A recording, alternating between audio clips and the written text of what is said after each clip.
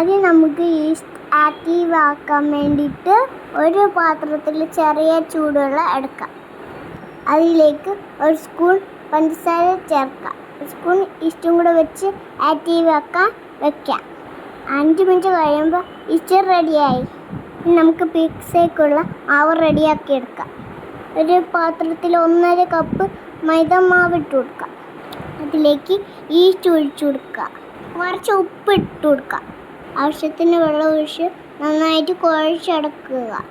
അതിൽ കുറച്ച് എണ്ണയും കൂടി ഒഴിച്ച് കുഴച്ച് കൊടുക്കുക. ഇനി ഇതിൻ്റെ മുകളിൽ എണ്ണ തടവി കൊടുക്കുക. 2 മണിക്കൂർ റെസ്റ്റ് ചെയ്യാൻ വയ്ക്കാം. സോസ് ഉണ്ടാക്കാം.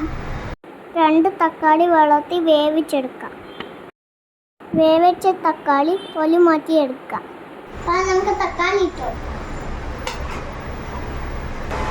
സവാള ഇട്ട് കൊടുക്കാം.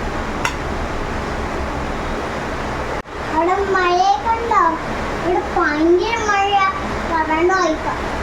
കുറച്ച് ഉപ്പ് എരി പറ്റത്തില്ല, അതുകൊണ്ട് ഇച്ചിരി മുളക് പൊടി ഇടുന്നുള്ളൂ. മുളക് പൊടി ഇടാം. ഇനി നമുക്ക് പേസ്റ്റ് പോലെ നന്നായിട്ടായിരിക്കാം. ഇനി ഒരു പാന് വെച്ച് ബട്ടർ ഇട്ട് കൊടുക്കാം. അതിലേക്ക് വെളുത്തുള്ളി ഇട്ട് കൊടുക്കാം. വെളുത്തുള്ളി മൂക്കുമ്പോൾ അരച്ച് വെച്ചേക്കുന്ന മിക്സും കൂടെ ഒഴിച്ചു കൊടുക്കുക.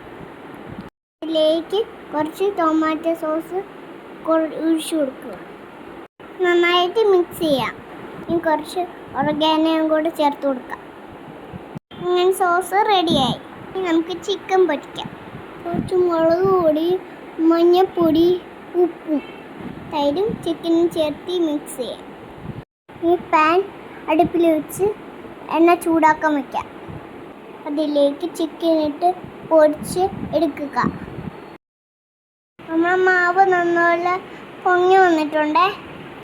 ഇതിനെ നമുക്ക് 2 മാറ്റാം. ഈ മാവ് നമ്മൾ കട്ടിക്ക് പരത്തിയെടുക്കാം. പാനിലാണ് പിസ്സ റെഡിയാക്കുന്നത്.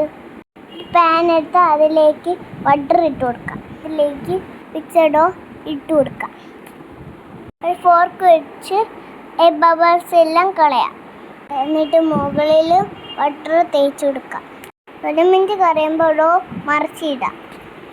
ഇതിൻ്റെ മുകളിൽ നമുക്ക് സോസ് തേച്ച് കൊടുക്കാം. ചീസ് വെച്ച് കൊടുക്കാം. നമ്മളതിൽ മൊസറല്ല ഇല്ല, ചീസ് ലൈസാണ് വെച്ച് കൊടുക്കുന്നത്. ഇഷ്ടമുള്ള വെജിറ്റബിൾസ് വെച്ച് കൊടുക്കാം. നമ്മൾ പൊരിച്ച് വെച്ചേക്കുന്ന ചിക്കനും കൂടി ചേർത്ത് കൊടുക്കാം. ലാസ്റ്റ് കുറച്ച് ചീസും കൂടി ചേർക്കാം. ഈ ഓർഗാനോയും കൂടെ ആഡ് ചെയ്തിട്ട് നമുക്ക് അടച്ച് വയ്ക്കാം. ഇത് കുറച്ച് ഇടണേ. 5 മിനിറ്റ് കഴിയുമ്പോൾ നമ്മളെ പിസ്സ റെഡിയായി. അങ്ങനെ നമ്മുടെ പിസ്സ റെഡി. കഴിച്ചു വെക്കാം.